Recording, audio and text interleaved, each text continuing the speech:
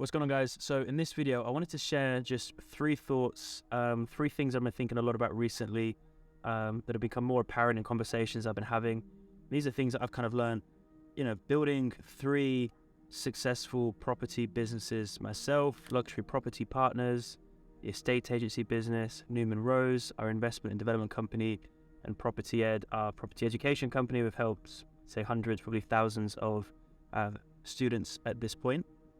We're currently out here in Dubai hosting a mastermind for a select group of guys that are really looking to kind of take their business to the next level, which has been an amazing experience. But the first thing that has definitely become more apparent to me is kind of as I've got wiser and older, and when you start to grow in business, there becomes less reference points in terms of kind of where to learn from, or there aren't many courses that tell you how to build 10 million, 100 million pound businesses. You need to really focus on the who, not the how. And what I mean by that is a lot of people are very obsessed with the how. And I've talked about this on a video we just shot. People say, oh, how do I get rich? How do I make money? How do I do this? How do I build a network? And you really want to take a step back. The how comes last. The first thing you need to figure out is what it is you want, and getting absolute clarity on what do you want. So when someone says, oh, how do I get rich? It's like, well, what is rich? Like, what is the goal? Do you want to be making £5,000 a month? Do you want to be making £100,000 a month? There's a big difference. So get it really, really clear on your goal. What do you want life to be like? What are your relationships going to be like? What's your family life going to be like? What is your health going to be like? What is your business, your income look like? What toys do you have? How do you travel around the world? Just getting really, really clear, and having this clear vision, this compelling vision of the future and what it is you want. So at any time you want to achieve a result, you want to solve a problem, you get really clear on what it is we want. But once that's figured out, you then need to figure out the who, because the who will give you the how. And one of the most important skills, in fact, I would say the most important skill when it comes to property, but really probably business, is the ability to solve problems. The best business owners, they just know how to solve problems. When they're faced with a problem, they're extremely solution focused. And I have a few kind of mental models that I revert to when I'm faced with a problem. One is that I believe that every problem has a minimum of 3 solutions. And I believe that, so when I come across a problem, I immediately think, okay, what are the 3 solutions? And that believing that forces you to come up with ideas. The second thing I also think is it's very unlikely that I am the first person to experience this problem in front of me.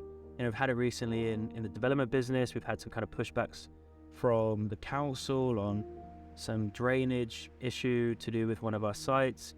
And, I was speaking with a team, and they were kind of under the impression, there's probably not much we can do. And I never believe that to be true. I never believe that, there's nothing we can do, or there's not much we can do. We just have to sit and wait. I just generally believe you think, no, what can we do? And, I was like, surely this problem we're facing, we cannot be the first person to have experienced this problem. So I just reached out to my network and thought, well, who do I know that might have experienced this problem before? I pay money to be part of groups, part of masterminds where I can be surrounded by people that are on a similar kind of mission to me, and reached out to one of these groups, and I just said, guys, I'm faced with this problem, this issue. Has anyone come across this before? And lo and behold, within like the next 10 minutes, I have 4 of them on the phone to be saying, oh yeah, we had this issue and we had to do this. We had to kind of appoint this professional. We had to get this survey done. We said this to the council and it resolved it. And like immediately, had an actionable solution.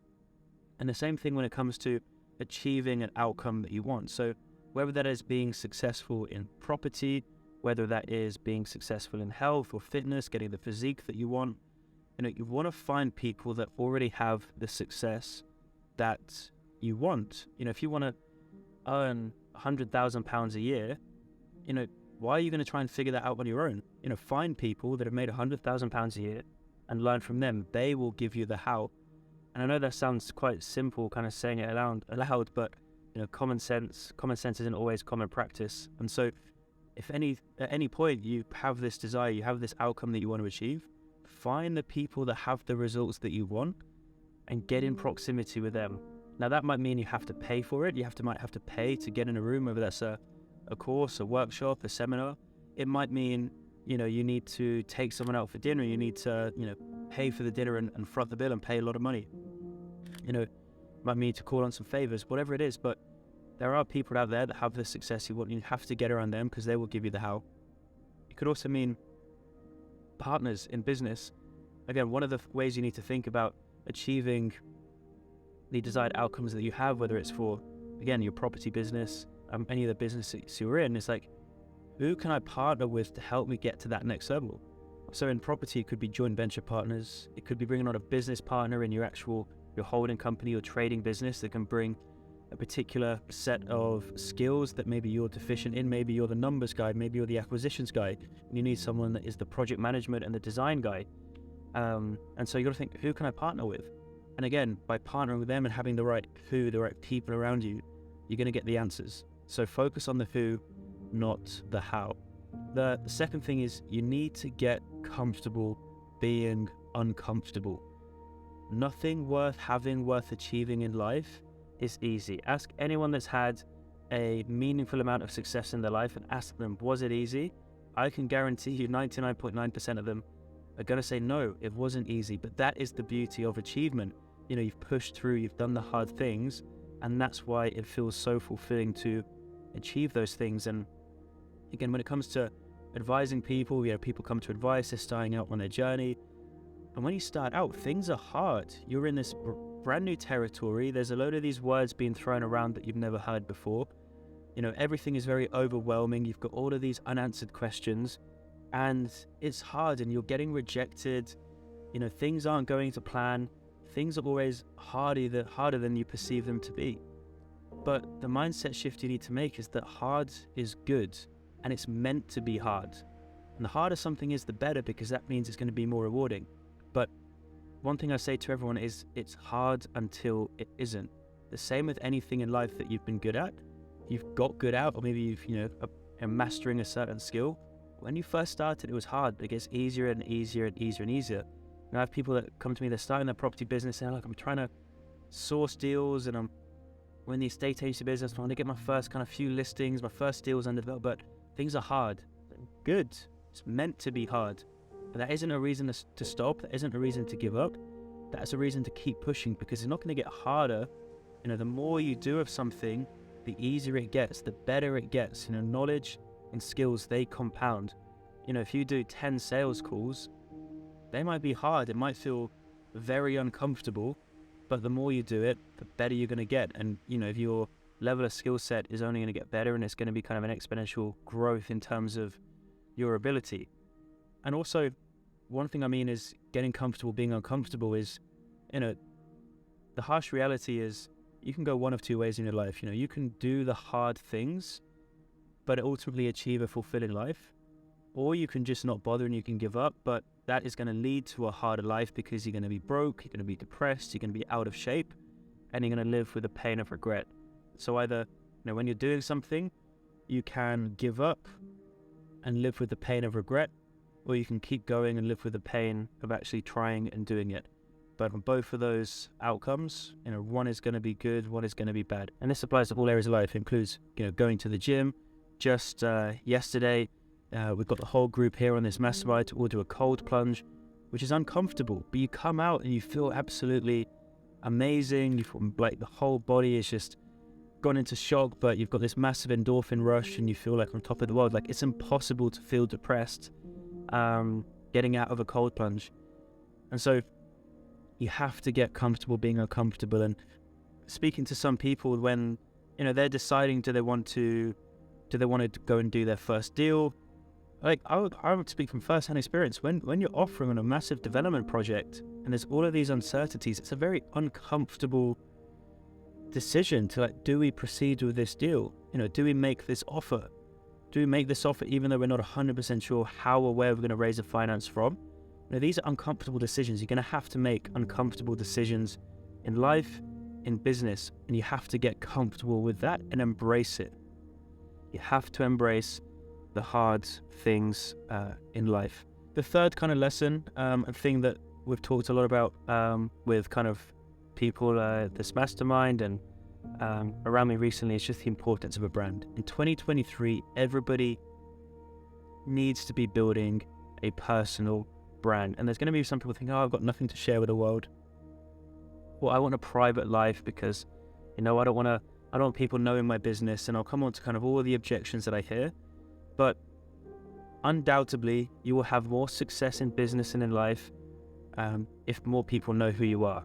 And there's a direct proportion to the amount of opportunity that you attract and the amount of people that know, like, and trust you. Now, you don't need a massive brand. I mean, I was with Mike Thurston yesterday. He's a perfect example of someone with a massive personal brand, originally started in the fitness space, now kind of doing a lot of lifestyle and business stuff, millions of followers online. And the reason I invited him here to speak to the guys was to talk about the importance of brands so they can see firsthand how those with the big, prominent brands, can build massive businesses off the back of it. Kylie Jenner, she is not a billionaire because of her work ethic, because of her skill sets, because of her knowledge. She is a billionaire because of her brand. The amount of people that know, like, and trust her, and this attention that she can cultivate, with her and her family. Obviously, Kris Jenner is just a wizard when it comes to brand building. But from that brand that Kylie Jenner's created, she's been able to build a multi-billion-pound company. The same with Kim Kardashian. The same with a lot of these athletes now. KSI, Logan Paul, these guys that are doing crazy numbers with their drinks business, Prime. So everything is downstream from attention. For those listening that are in the property space, the number one thing that's going to help you scale your business is access to capital.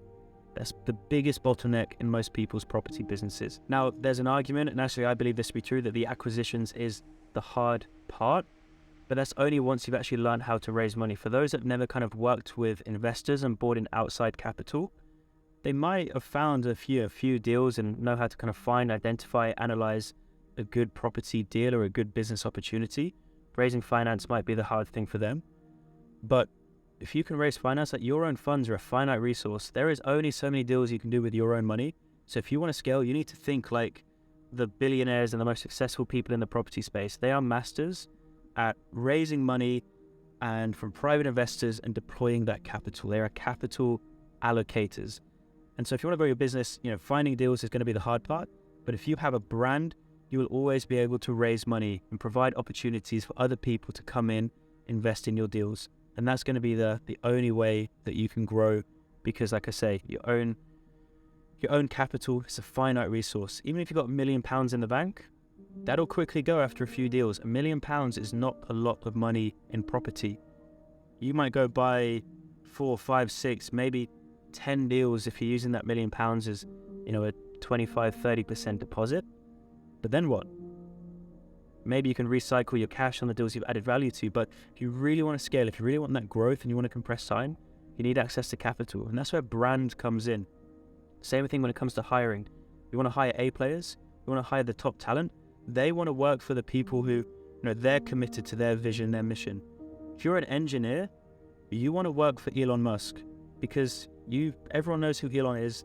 He's got the brand. People know, like, and trust him. They want to be part of his mission, his vision.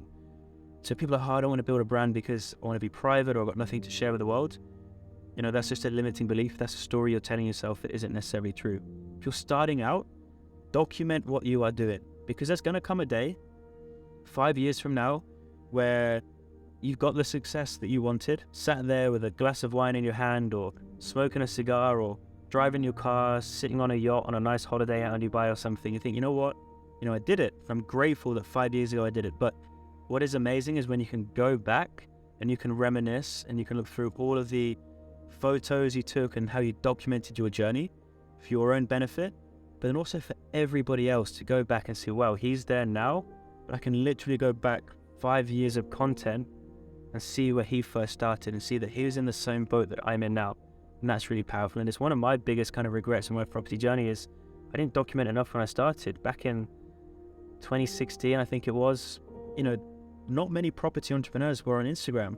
It was very rare for people to kind of be sharing the deals like they do now, where everybody seems to do it, which is a good thing. There's a lot of people that think they haven't got enough to share with the world or they want to stay private. But for those that want to stay private, I would ask you this: what is a priority?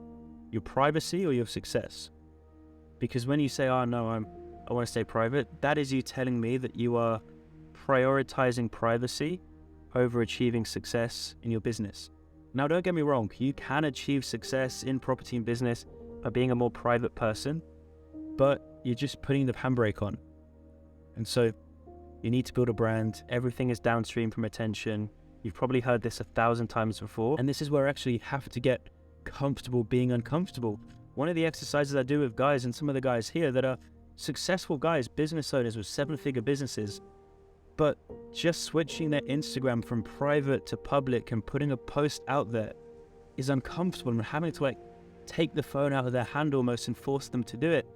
It's uncomfortable, but then they embrace that and they do it, and then they're like, why didn't I do this sooner? This is the confidence boost I needed. And so if you're on the fence about sharing something on social media, getting yourself out there, maybe this message is the push that you needed to just think, fuck it, I'm going to do it. It's going to be uncomfortable, but this is me prioritizing the mission. This is me starting this journey of 1,000 miles. Starts with a single step, which is just creating a presence online and documenting what I'm doing. So there's 3 thoughts, 3 things that have kind of been on my mind recently. And kind of a hot topic with a lot of people I've been speaking to. So I'll see you guys on the next one.